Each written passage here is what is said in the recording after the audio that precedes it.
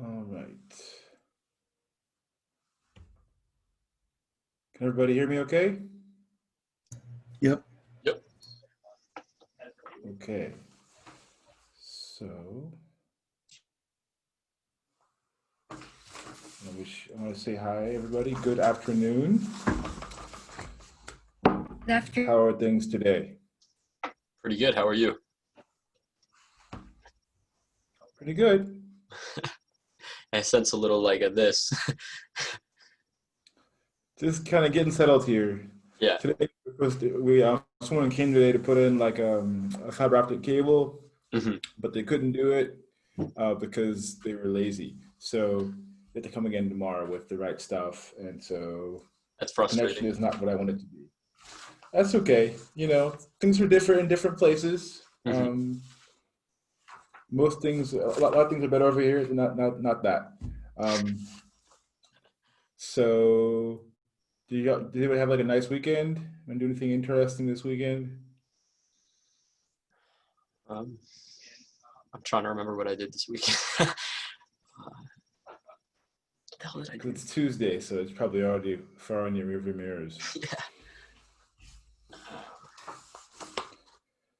So, okay. So I could look and see who's here, but I'm kind of trying to get faces and names matched up. So I'm gonna do an old-fashioned roll call. So when I say your name, please say here, and I will check you on my list. All right, Allison.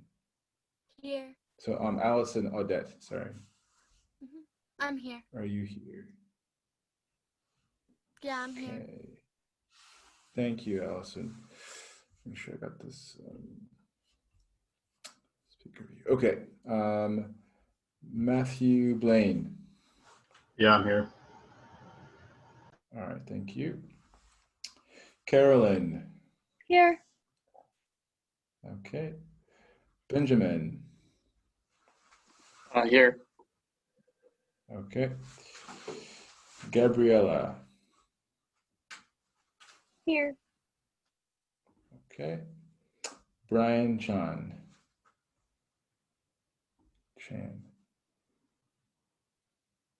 No. Okay. Nicholas. Here. Okay. And Mia or Maya? Here. Mia. Mia. Okay. I feel like I know that. Okay. Kyle, I saw you there. Hannah. Here. Okay. Troy. Here. Okay. Okay. It's Annika. You here? Here. I'm here. Okay. Thank you. Evan. Here. Okay. Carl. Here. Thank you. All right. New to the class, Aviva. Are you here? Here. Okay, Hi. welcome. Hello. Ellie. Here. Great. Samuel. Here. Where's that face? Okay, got it. Ian. Here. Okay. Another Samuel. Other class, 2. Here. Okay. Trey. Here. Great. Caitlin. Here. Great. Rose. Here. Okay. Brian. Here. Great. Matthew Moriarty.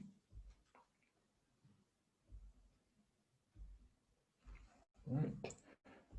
Anna. Hi there. Hello. Isaiah. Right here. Okay. Nancy. Here. Okay. Zachary. Here. Jonathan. Here. Okay, thank you. Maya. Here. Thank you. All right. And so it's Owen, right? Owen Tierney. No. Deb, are you here? I'm here. I'm here. All right. And thank you. Justin. Okay, Justin, on the chat that he's here. Okay. So, how did you find this part of the chapter in the Mazda book?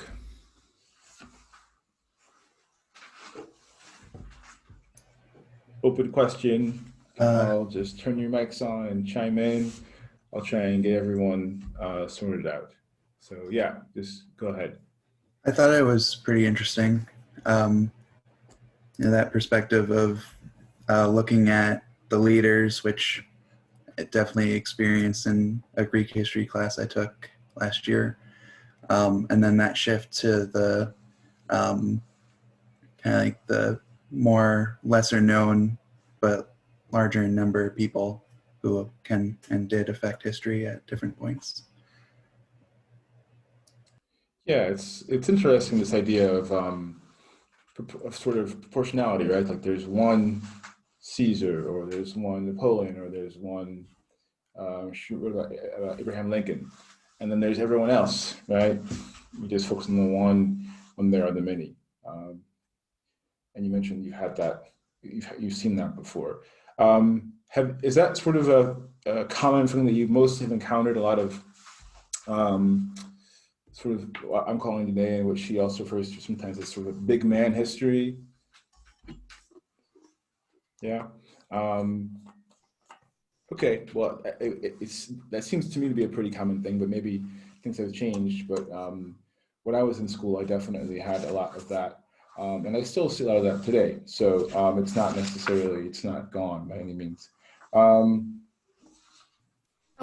I also noticed a lot how like certain groups of people really had to fight and put in a lot of work for their history to be taken seriously, particularly the women and LGBT plus history. It was specifically noted that like when those topics were first really being introduced into the academic setting, they weren't really taken seriously and were seen as like very niche topics that wouldn't really get you anywhere, so to speak. And I thought that was interesting how much more effort certain types of history had to have put in to be recognized by other academics. Yeah, so like we're gonna get to that part of the chapter even more later on, like the second part about sort of these different groups that are were marginalized in the historiography and now have become, sort of part of the mainstream discussion. But I think that yeah, we definitely are um, interested in the narrative that includes more and more people, right, and who have not been included before in our discussions. So we'll do more with that next class, but we're sort of we're on the path towards that for sure. Other comments, Mia. Going off of what she said, it was really interesting, like how social history wasn't really like considered like as legitimate as other forms of history for like a really long time, just because it's such a nebulous topic. And I thought it was cool how she went into that and how it's like very old. Like there are records of people writing about social history back in like 1800s, but it wasn't considered like a serious history. And then it had like a huge uptick in people taking it seriously, and it was just like cool to see because you don't really think about how it like emerged. Yeah, right. So we just assume that history just comes the way it is. It just there it is, right? But in fact, there are debates, discussions. We'll talk in class about paradigm shifts. There are new ways to focus or widen the lens, and those do change what is considered serious history. So yeah, interesting takeaway there. Other comments you have before we talk about more specific stuff about the readings. I think it was Okay. interesting. Oh, Benjamin, yeah. Oh, sorry. I think it was interesting how she covered the change in how we taught history from a top-down to a bottom-up perspective as the 20th century drew on, as people's attitudes towards society changed. Like in the 18th century, which was dominated by absolute monarchies, people had a much more like hierarchical view of like great man of history. But then during the 20th century, as people tended to have a more populist view of their own societies, they got a more bottom-up view of their own histories. Yeah, that's one of the interesting points that she makes is sort of this transition towards bottom-up history. And perhaps today there is an effort to sort of try and find a middle ground so we don't neglect the superstructure, right, that is there as well. But it's a constant balancing act. And the big change that she has talked about in this chapter is the bottom-up or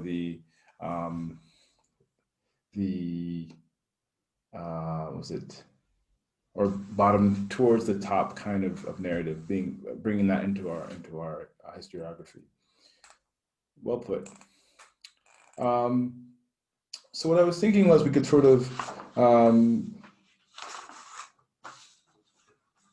talk about why.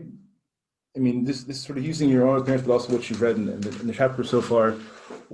What drives historians and perhaps even cultures to focus on this sort of big man history? I think part of the reason why is that it's easier to write a story based on what one person is doing that like has a like clear narrative that can be engaging versus trying to write a story like that encompasses all the factors that could be involved in like a social movement or it's like a social version of that history. Because if you're looking at it from like a social standpoint, you have to look at environmental factors and like how different groups of people were interacting versus if you're just talking about one person, you can kind of more easily follow the like their lifeline to see what led to them being in a position where they would have an impact on what was happening. So I think many good points you made there, Maya. So first of all, there is this is just a single person, right? And research on one thing or one person can be much easier. And a narrow focus can make it more efficient to do your research. But you also mentioned this idea that the sources are going to be easier to get to, right? Than if there are these different points of view and the environment. And that I think speaks to something else as well. So let's sort of build off of that and talk about other reasons, perhaps some that are tied to what Maya had to say, as to why we focus on big man history so much. Yeah, Caitlin. I think oftentimes when in the past when we've different historical perspectives, there's a lot of inherent nationalism in the way that people talk about history. So when you're talking about the big men that made the country, it's kind of painting your country out to be kind of like a glorious and very strong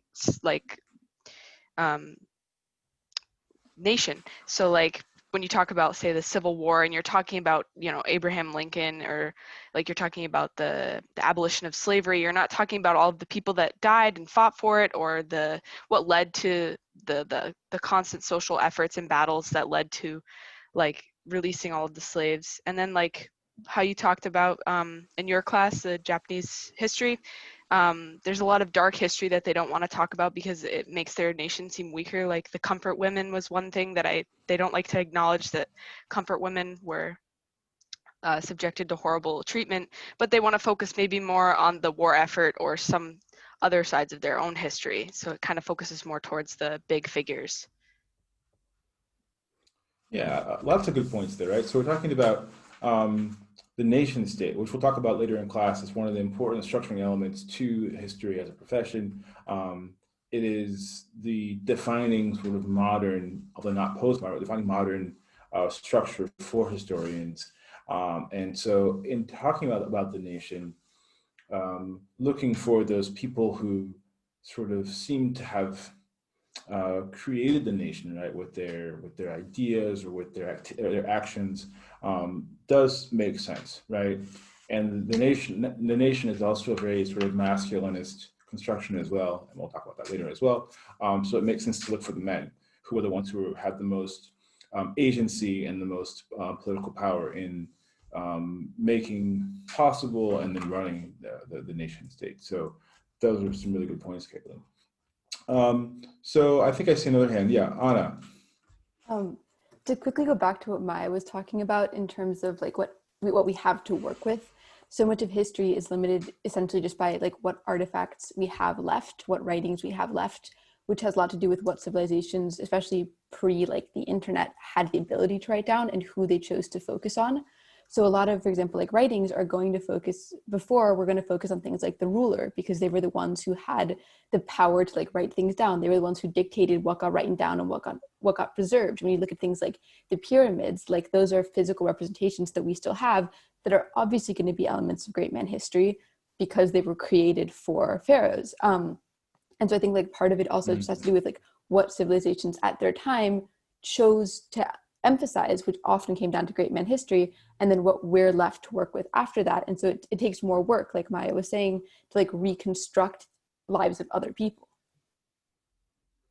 Yeah, I think it is more work. I mean, I think that's the bottom line that we're just now sort of getting to in our discussion, is that to find out the information about everyday life, but also about these various groups that are underrepresented, it takes more work.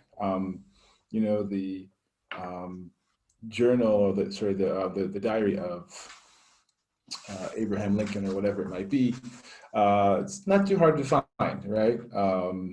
We know how to get it, and it's been preserved as part of the national heritage and our sort of memoryscape, but also physically, it's easy to get a hold of. The shoemaker, right, or the factory worker doesn't leave that kind of trace. So it's more work to find that history, and that's another reason why we don't find those resources. And also, as you mentioned, Anna, a lot of the cultural priorities of a given civilization or a country or a nation state, they point towards these big men, right? And that makes it even easier and more necessary and more sort of second nature to go towards those kinds of sources and towards those kinds of figures.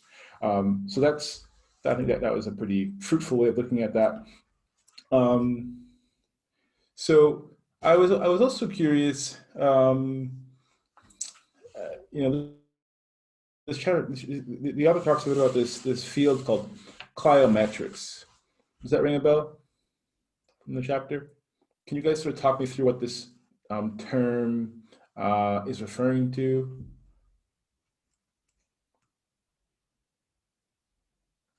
Cliometrics. Yeah, Carl? Isn't it economic history based off of like census and other like general information taken down? Yeah, right. So it's trying to put together like economic theory and techniques like quantitative techniques to applying those to history. Uh, and I think it was interesting that the author talked about that quite a lot in this chapter. But I wasn't sure if it was clear as to why she did that. So I wanted to ask you, what do you think explains Maza's use of and discussion of cliometrics in a chapter that begins with big man history? Kyle? I think she's trying to make a point about like the framing of history. I think in virtually any field, from history to econ to whatever, there's a group of people who are solely convinced that quantitative measurements are the most valuable. And while quantitative measurements are very valuable, Maz is trying to prove that they don't tell the whole story. I mean, she even makes it a point to mention that like they don't. I think the example she used was like, it won't tell you if a peasant thought that famine was an ordeal sent by God. There are only so many things that statistics and quantitative measurements can tell you. Okay, so she wanted to highlight, Maz wanted to highlight, I think, the limits of quantitative research in history and that approach. I can go with that. And Yeah, Ellie. in a way, I would say like a quantitative history is almost the opposite of big man history, because as with the big man history, it usually takes a pretty personal approach to one or very few figures, whereas with quantitative history, the scope of people that it can cover is much larger. But like how Maza was saying, in like, for example, if you think about the transatlantic slave trade, like if you think about the number of people who were transported, the scale of that can tell you one thing, but it also erases the personal narratives behind the events that you might get from a more personal and less strictly numerical perspective. That's, I think, really well put. And I think my guess is that she was thinking about it in those terms, right? That the polar opposite of the big man history is the anonymous and super quantitative approach of cliometrics, and that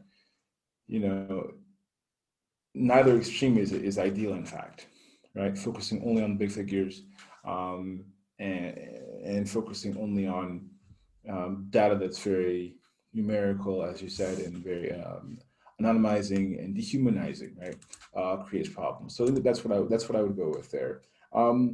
So let's take a second, and I just thought we could talk about cliometrics. This is an area that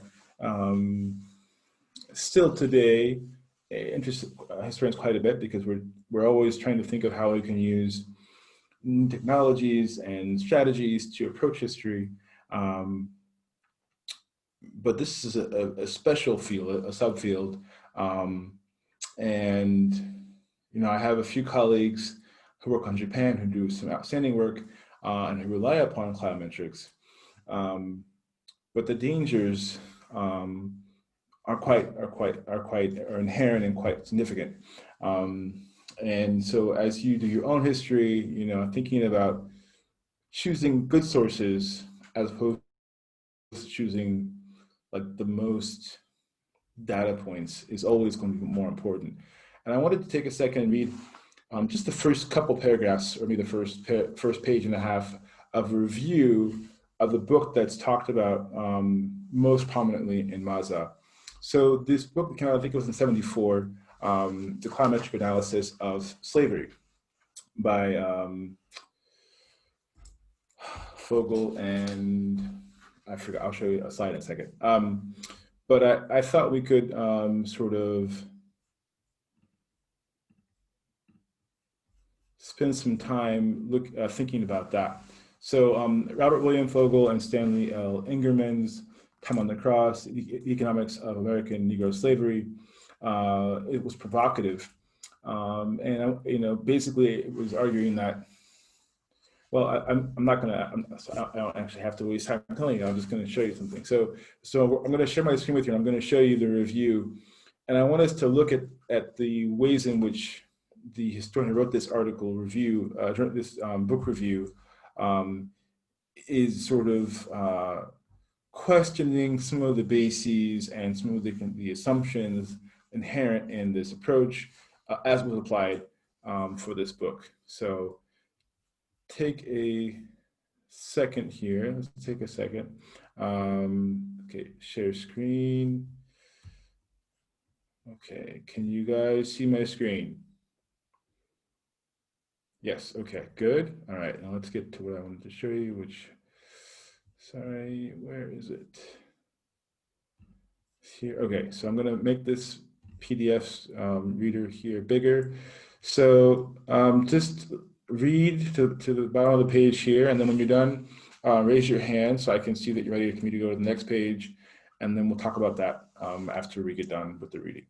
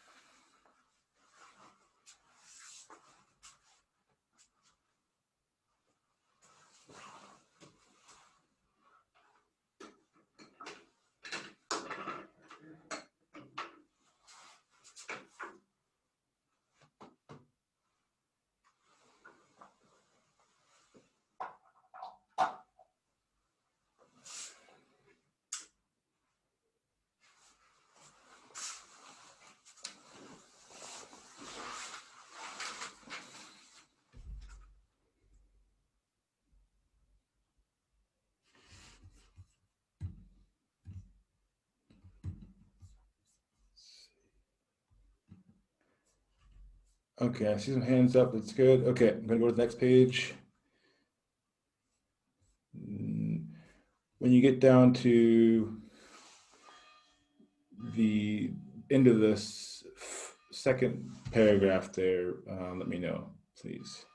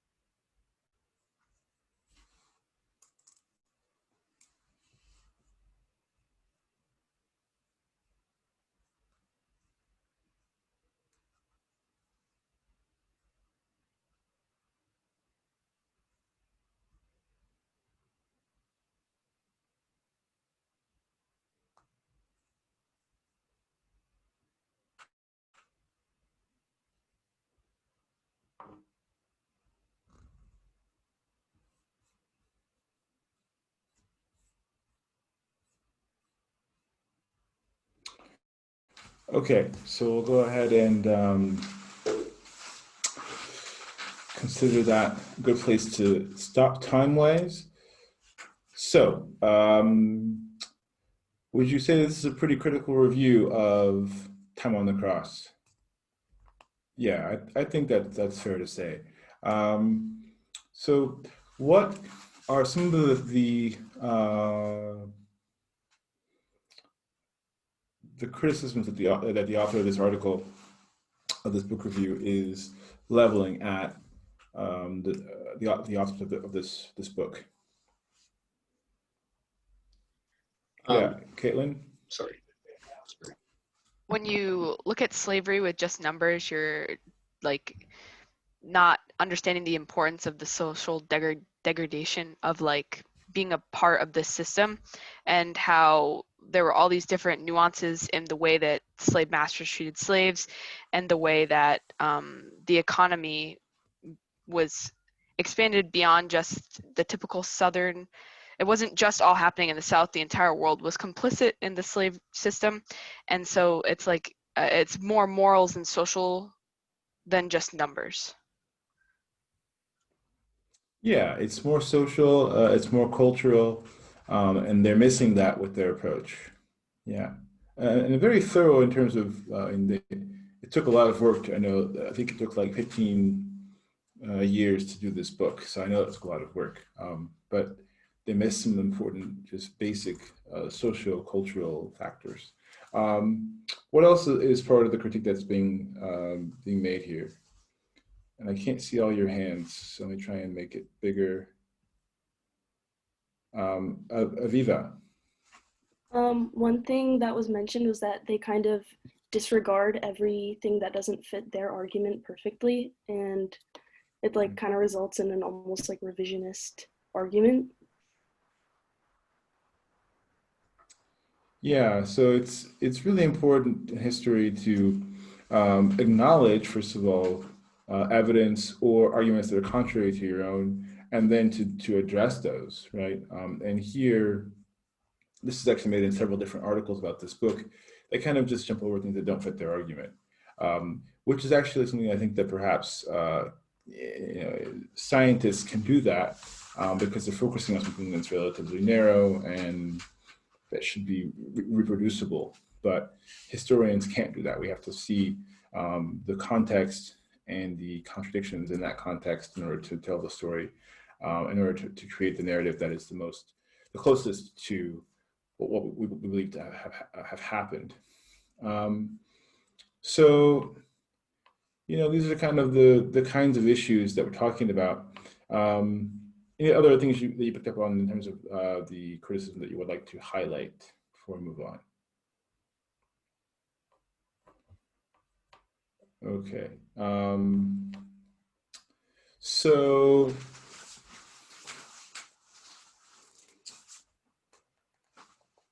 if Big Bang history isn't perfect and cloudmetrics, which remove the humanity of the subjects, is also very much imperfect, then it is definitely necessary to try and find a middle ground where we're looking at more than just one person, hopefully, looking at perhaps the person in their context, or if you're closer to the other side of things, where you're looking at data, but you're really thinking about the historical, cultural, anthropological, various kinds of theories and scholarship on that topic, so that you're in conversation with those bodies of knowledge and not just plowing ahead with your statistics. What I will say about this book, though, is that it did actually, I think what does hold up sort of in the test of time in the long run is the idea that slavery was about economics, right? And that historians, climatic historians and other economic historians criticize the book a lot, but they seem to sort of agree that this book did sort of push scholars of history of economics and slavery to think about slavery in economic terms. And so even bad scholarship can still have, or bad, even seriously flawed scholarship can make an important contribution. And that's why someone writing a book about slavery and economics was still need to know this literature, right? To have read this, understand what this argument was, in order to make their own arguments. So I wanted to sort of talk about that, and I think we have these two extremes here. So if we sort of go back towards the big man history, when we think about political history, the author talks about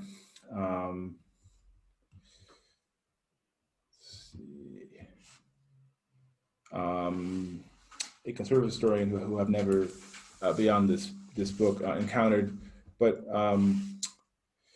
Gertrude Himmelfarb believes that, more broadly, political history is the most important kind of history.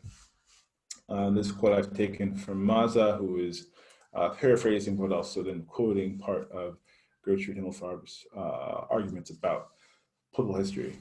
So having read that in the book and then here again, I'd like to ask you what you think about this. This is a Harvard University Press book. They publish books that are, in this case, they're peer-reviewed by two scholars. They go through pretty rigorous vetting process and peer review, and this argument came out. So this person obviously is someone who has, whose argument is justifiable to many who read her work. So what are your thoughts about her perspective here? I personally think that her writing in this whole little paragraph thing is very state-centric and very Eurocentric in the fact that it's viewing like rational thinking and rationality has to come in the form of constitution and laws and political institutions. And that's almost making everything else, every other, like if you're living whatever other type of system you have is not good or not rational. So it kind of already limits the, like frame and mindset you have towards different institutions. Yeah, the way you put that, I think of a binary between rational and irrational, right, or non-rational. I think is very well put, and I think it doesn't seem to make a lot of sense. I think we are rational in lots of ways and irrational in lots of ways that both are and are not political. So that I think is very well put.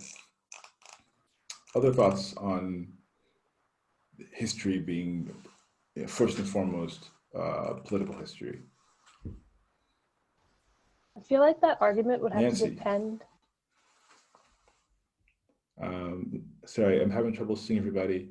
Let me hear from Nancy, and then who was that speaking just now? Maya. Maya. Okay, so let me hear from Nancy, and then I'll have you next, Maya. Okay. Sorry. I think going off of that too, a lot of political history kind of reflects more of what people had the power to actually write constitutions and organize means of laws and create organizations, and it might not reflect completely what a whole people or even like people that aren't really in the narrative kind of felt, and that it kind of like bases like their perspective as irrational. Okay, so the idea that we should always focus on political history is we're again focusing so much on the state and on a frame of reference and a vision that excludes many people who are either not in agreement with the state or who are not part of the processes that make the state work, and are also therefore excluded and treated as irrational. I can go with that. That makes a lot of sense to me. Maya. Yeah, sort of going off of that, I think it also depends a lot on how broad your definition of like what political history could be is. Because if you're only describing it as like the interactions between states and like institutions and laws and such, like, first of all, that kind of comes with the assumption that all of those things are going to be based on rational thought, when that's not always true, because politics can be influenced by a lot of things. And I also think it kind of leaves out the fact that politics doesn't just happen at the governmental level. It also happens between members of societies that may not be directly involved in government. Yeah, right. I fully agree with that. The idea that you know the way the individuals behave, interact, and engage with one another can affect the political sphere, definitely, right? And that's not really part of the definition that we see here. And I think also we could also imagine a situation in which political history would need to account for the irrational, right, or the unlawful, the unconstitutional, right, and the movements that are events that are happening in the political sphere that are not explainable by rationality. Those they are very frequent as well, right? And we think about sort of mass hysteria over certain issues, certain forms of extremism that don't seem, at least, to be lawful or constitutional or rational, are still very much political. So it's very narrow, but if you broaden it, perhaps there is enough room in political to cover, in fact, quite a large array of actors. So I think a very good point. Yeah, I don't like this this point of view very much, but I'm always sort of curious to see how students think about it, and also I wonder how this point of view stands up to the latest sort of decade, or in this case, 15 years of historians writing about a broader political history, or history that does seem to be a little bit apolitical. Let me ask you all, you may ask another question. The sort of very famous efforts to incorporate social history before there was such a field, they kind of are oftentimes attributed sort of back to Trevelyan, who wrote the social history, sorry, that's English social history in 42. And it does seem that there is this disconnect between social history and that which is political.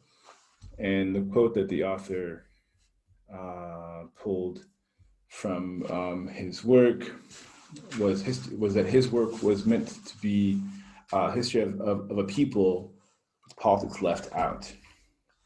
And I wanted to take a second and sort of dwell on that idea a little bit. And this goes, I think, back to what you were saying, Maya, as well. Can you tell history of a people without politics? I mean, I don't know. Is it possible? Yeah, I don't know. I would say, like, I don't know. When we read the last quote, I just pictured like Michel Foucault rolling in his grave. I think it's very possible for people to tell history of people with the politics left out. I mean, Foucault's emphasis was on like sort of the outcasts of society, things like sex work, how we treat the insane. I mean, those things are very relevant, and they have very telling patterns that are both important for their own sake, and we can apply to our modern lens, and they can be very apolitical. So I think that it is possible to tell that history, and it's very important to do so as well. Okay, so we can tell history without politics. I can go with that. I guess my question though is social history, necessarily apolitical history?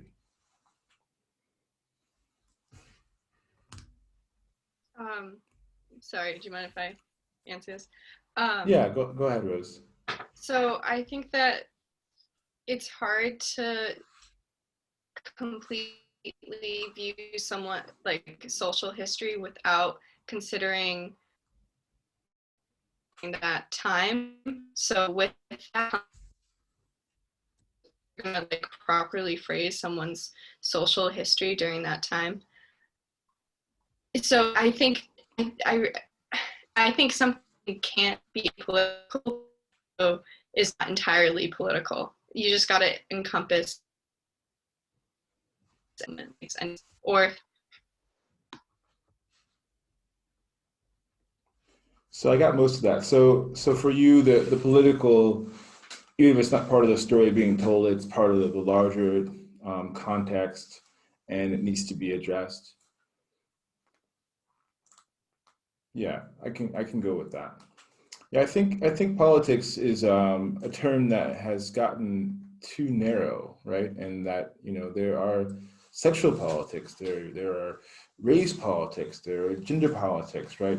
And these are embedded in like our very individual beings, right? We definitely live in this context, and so I think that for me and from where I sit, it's important to consider that politics is part of social history and vice versa, and that those two are closely tied together.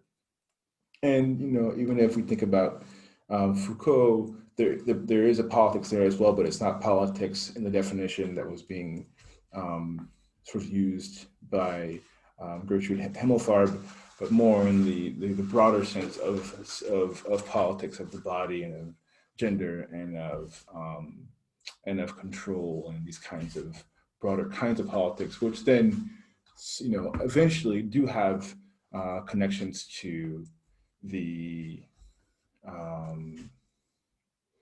political, the narrower political realm.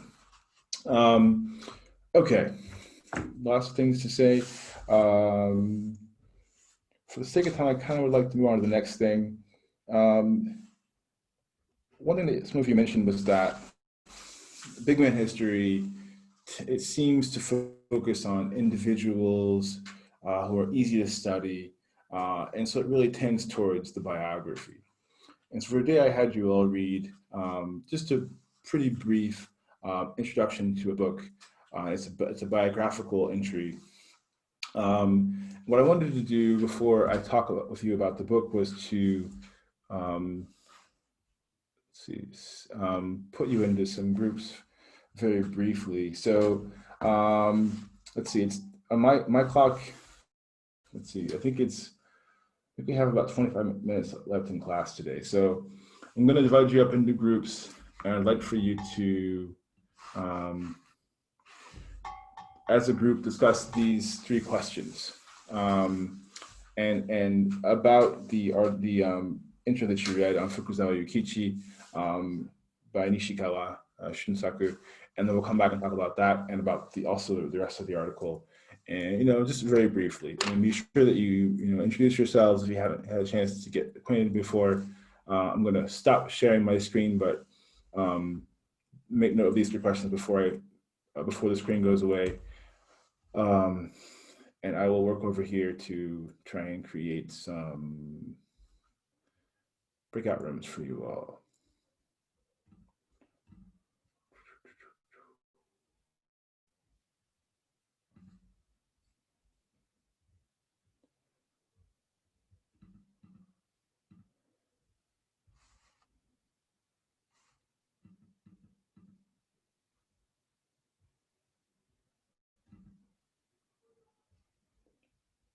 Okay, so it's going to ask you to join a breakout room. Please go ahead and do that. And I'm going to stop sharing my screen.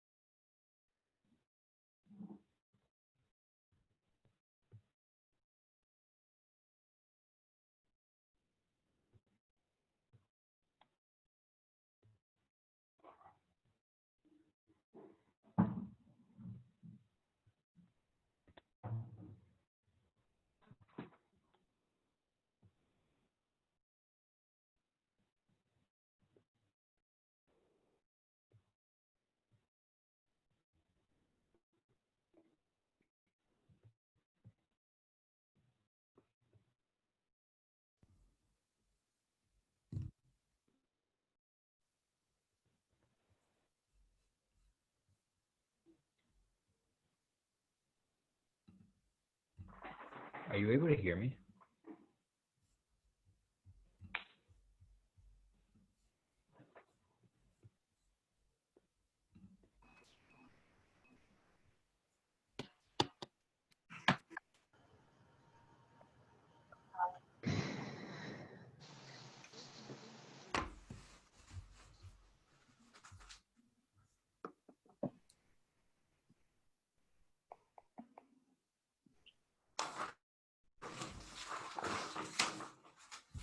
Yeah, water. That's gangster.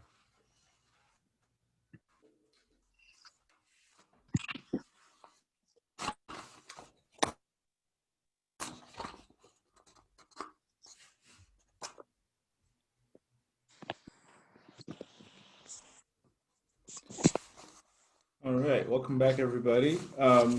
So I realized that when I asked you to think about the biases of the author, I was not clear. So I was thinking, I was going to hopefully ask you guys to talk about the author of the introduction's biases. But I think most of you probably discussed the biases of Fukuzawa Yukishi. Is that pretty accurate?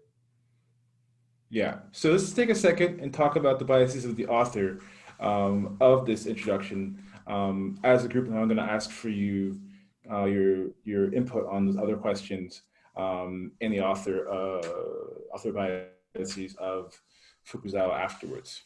So, what are some of the biases that the author of this introduction seems to have, and how do you know?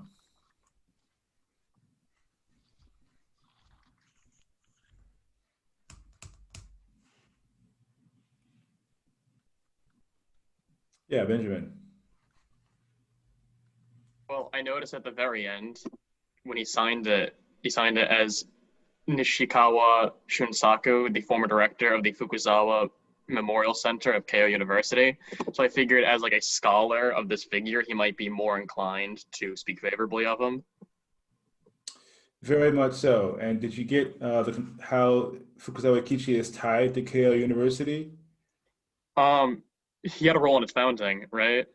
Yeah, it was his school that now became the university. So in terms of this person's position and his scholarship were all about Fukuzawa Yukichi. He loves the guy, right? He's a big fan. So that's very astute. Were there any clues in the narrative in the introduction that he was a big fan of Fukuzawa Yukichi?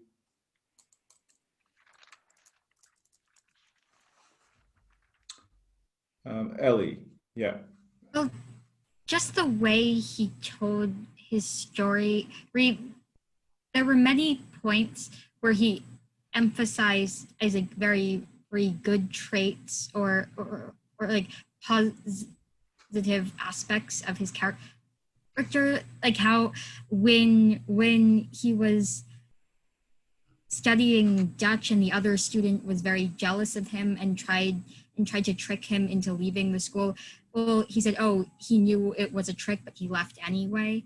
A sort of like letting the other guy keep face and not like calling him out for what he was doing, and lots of little things like that where he emphasizes his character through specific actions. And of course, in an introduction that short, there are so many things that would have to be cut. You have to pick and choose what to include, and the fact that he specifically included these segments is notable.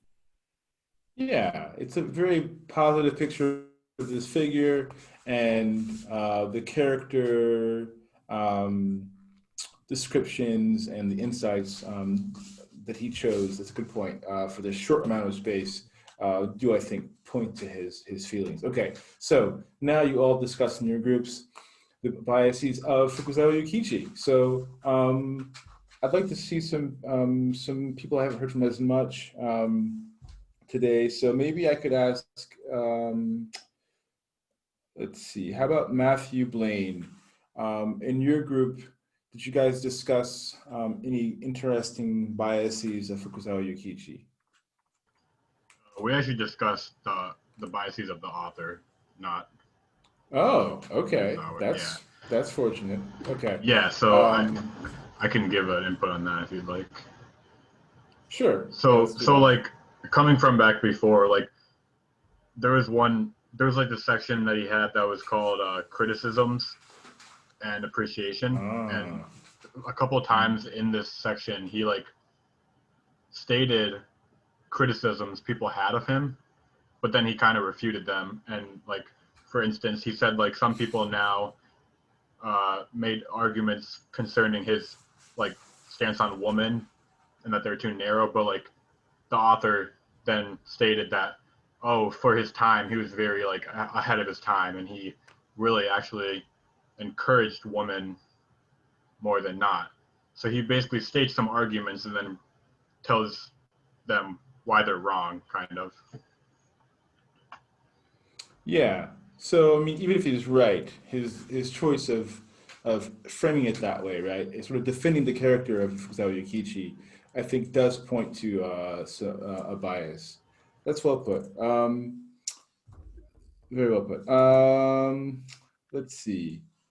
How about Troy? Can you tell me a bit about your group's discussion about the biases of either Fukuzawa The thing is, Yukichi our or group talked about the author too, and I think it applies to all kind of writing. It's just the language that you use to frame your argument or the narrative you create this clearly can show bias. And we talked about how at one point in the introduction he refers to like Fukuzawa as like a great scholar and a great educator, and that clearly language that used to praise him and show him in a better light. Yeah, praising language, indeed. Just all throughout. So thank you for that. Let's see. Isaiah, did your group talk about the author's biases or the author's topics biases?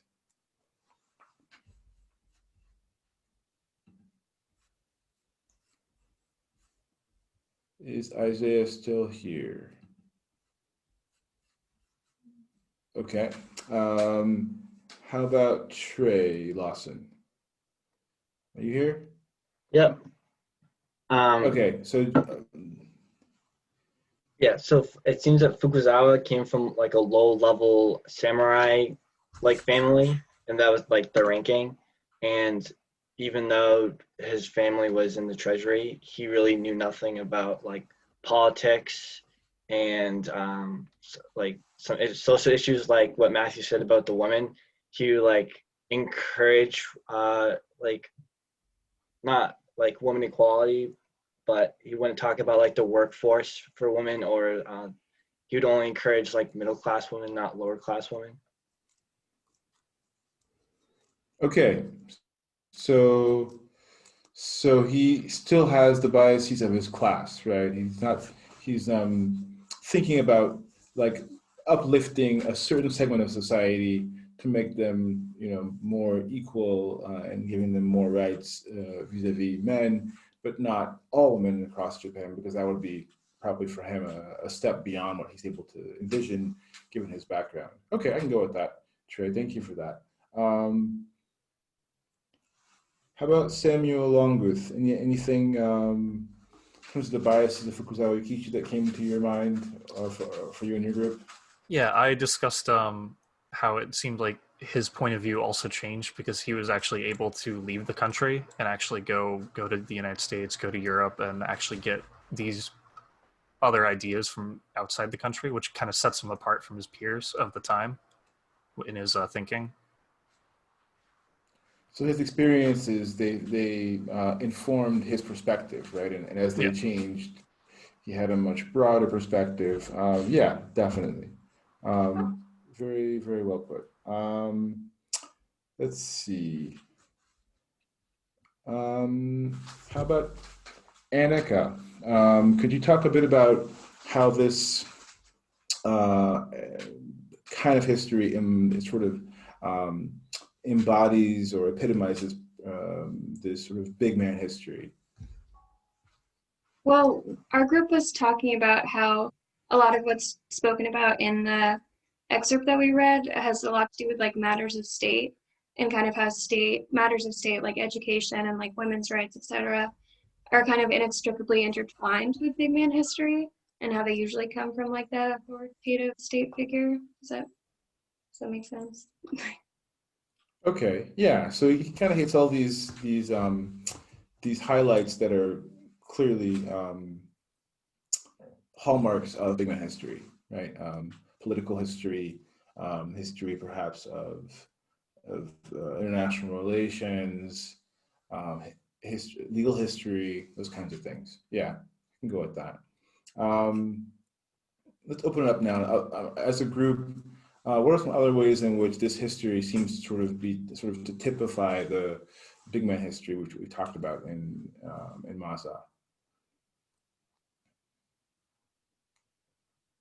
This is for anybody who wants to sort of chime in.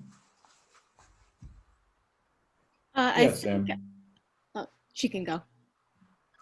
So we actually discussed it a little bit in our group, is that with Fukuzawa, is that we're kind of looking back on him as being like, in this article or in this excerpt, that he's the one that's pushing for these changes of social, dynamics of like setting up schools and stuff and bringing Western thought in, but also that we're kind of looking at it as like, oh, it's him, but in reality, there must have been more people who also went on these trips. I mean, he's not the only one doing this, but he's essentially become, this is big man history of he's bringing the ideas when it's just obviously not just him. That's an excellent point, right? I mean, he was part of this a society called the Meiji Six Society, which was the year in which the journal was founded as well, and they all wrote articles about enlightenment and rights and civilization. He was, very famous and popular, and perhaps most important, but he was part of a movement, right? And that, I think, is a great thing that you've gotten from Maza, that to identify movements with individuals. As historians, it's not very responsible. And so that, I think, is very well put. Mia, you begin to speak. I think like biographies in general are a little like, whether it's intentional or not, it's kind of framed to be more objective than like other kinds of history when that's not necessarily the case. And because of that, it just furthers this idea that like big men doing things is what drives history objectively. And it's just kind of like a cycle. It almost like glorifies these people, and it's, rather than being like what's driving history, they're like these celebrity figures almost.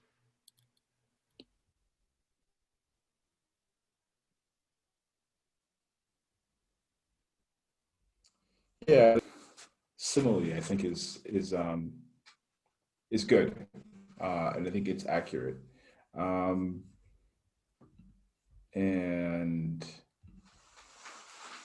in terms of how we present biographical history as if it was closer to the truth because it's easier to do, or because it's easier to read, or because it's, I'm not sure why that is actually, but there are lots of reasons. But that this is also very much very false. I've begun writing about a biography of a woman, and I'm worried about writing. I mean, it's she is a she, but it's still I've very easily become a big man history, right? That's what I'm writing about. So it's interesting talking with you about the kinds of pitfalls and dangers and the ways in which this can be complicated. So this has actually been a good exercise for me. So I think we're gonna go ahead and stop there for today. I'm going to put up, let's see, so for me it's 10 o'clock almost, but tomorrow morning for me, so not a long time from now for you, I'll put up the primary source worksheet. And this is actually a worksheet I'm gonna have you do at home, and then we'll talk about it in class. But it is applying some of the tools we use today in terms of thinking about an author's biases and as well as what the content of the piece you're reading is. Just thinking about these things and how we can, and what's in it from how things are being said in it, and who's saying them. So look for that on Moodle. It'll be, it will be in a folder for like this week that I'm going to create tomorrow, and you'll have that. And if you could just print it out, or I guess you could type it up, but I'm going to create a folder also that you can put it in on Moodle as well. So it can be done on, you can upload a scanned image, or you can upload your Word document. That is fine as well. All right. Any questions, guys? Okay, great. Well, thanks for a great class, and I will see you on Thursday. Thank you. Thank you. Bye, Professor. Thank you. See you on Thursday. Thank you. Professor Washington? Yes. I won't be able, oh, it's me. Caitlin? Oh, Caitlin, yes. I'm not going to be able to make it to class on Thursday because I have a funeral to attend. I'm sorry to hear that. Oh, that's okay. But I'm sorry I won't be able to make it to class. Okay, well, thanks for letting me know. If you could email me, okay. So I have a record in my email. As you know, you get two two free absences without any impact on your attendance. Okay. As long as you email me ahead of time, let me know, and so you're doing that, so that's fine. Okay. And I don't foresee it being a problem. Thank you so much. I appreciate it. So have a great night. That's fine. So we'll see you next week then, Caitlin. All right. Thank you. Thanks, you too. Bye-bye. And then could I just say one other thing that I noticed, but I wasn't really sure which question it would fit under, is how in the introduction, in like there was the point where it mentioned in like the classifications of certain civilizations into like pre-civilization part and post, and I thought that in of itself was kind of a limiting way to view things, because it seems to have a pretty narrow kind of like Western centric definition of civilization, as well as the fact that it seemed to be saying that you could only go through that path in a linear way, whereas as like looking at history, that's obviously not the case, because as really big, powerful civilizations have fallen and like splintered and then been less as like grand or and such. And I just thought that was an interesting like underlying message. Yeah, I mean, what we're seeing is that in Japan during the 19th century, the elites are reading very carefully German and English and Scottish and American writing on civilization and this kind of discourse on civilization. And it sort of replaces what they had before, which was actually a Chinese or Sino-centric idea of civilization, which also was very narrow in how it defined things. So they just replaced it with something else that was too narrow, and that was very Eurocentric. They read books on social Darwinism and books on the order of nations and lots of things that informed their view that wasn't viewed very narrow of how civilization was supposed to function, and how Japan could catch up to the West, so to speak, on this single track. And so it was a very narrow perspective that Japan followed very closely, right, to be able to do what they did. And it was part of why they were so frustrated with the Japanese politicians and intellectuals when the United States, in particular, refused to give them sort of an equal status, because they thought we followed all the rules. It's narrow, but we followed them all. And we're still treated as a second-class nation in terms of treaties and the extraterritoriality and the exchange rate, tariffs, those kinds of things. So you're right to pick up on the narrowness of that. But that also, I think, pervades history up to very recently as well, right? The idea that there is a linear progression of civilizations, and it's a very modern concept, that there's just one way to be a civilization, and the Western way is the right way. But I think now we're seeing that, as you said, that this is a flawed way to see history and to see time and to see culture, and that you can't always compare apples and oranges, and that this is, in the end, doomed to be inaccurate. All right. Thank you. So, and sorry for very good wasting point. your time. Thank you for mentioning that. Thank you. Oh, no wasting time at all. Thanks, Ellie. Have a good evening, a good afternoon, and I will see you on Thursday. Thank you. You as well. See you on Thursday. All right.